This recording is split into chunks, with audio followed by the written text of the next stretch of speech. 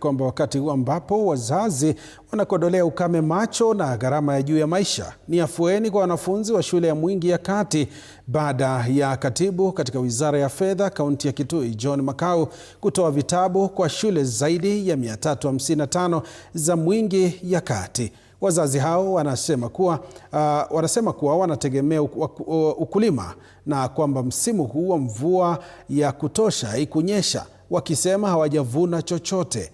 Wanawaomba wafadhili wengine kujitokeza na kuendelea kuwasaidia wanafunzi, pia wakiomba serikali kuleta chakula shuleni.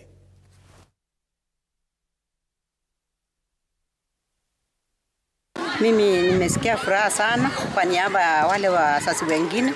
Tumeshukuru sana kwa sababu ya CEO kutupatia vitabu, kutuletea watoto wetu vitabu wa grade 7, 8 na 9. Sasa tunauliza wale wengine kwa sababu hata wanataka vitabu waeletewe, sio Makau aletewe wao watoto wengine vitabu na hasa chakula ya kukula. Saa hii huku kwetu kumekuwa na ukame mingi ya mvua tu kupata.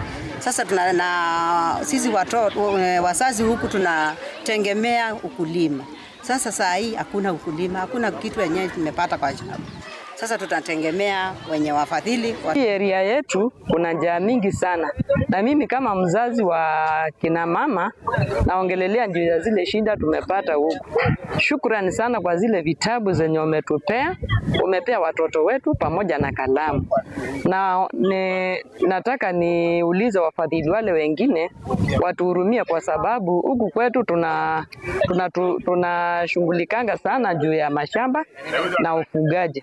Na wakati huu hii msimu hakuna mvua, so tunaomba wale wengine wenye wako na hiyo hekima watusaidie kama wazazi. Wazazi wa area hii huzingatia sana mambo ya kilimo, lakini mvua haikunyesha vizuri, ndiposa sasa akaonelea ni vyema ili aje apatie watoto vitabu na kalamu, kwa sababu mazao hayakuwa mazuri mwaka huu.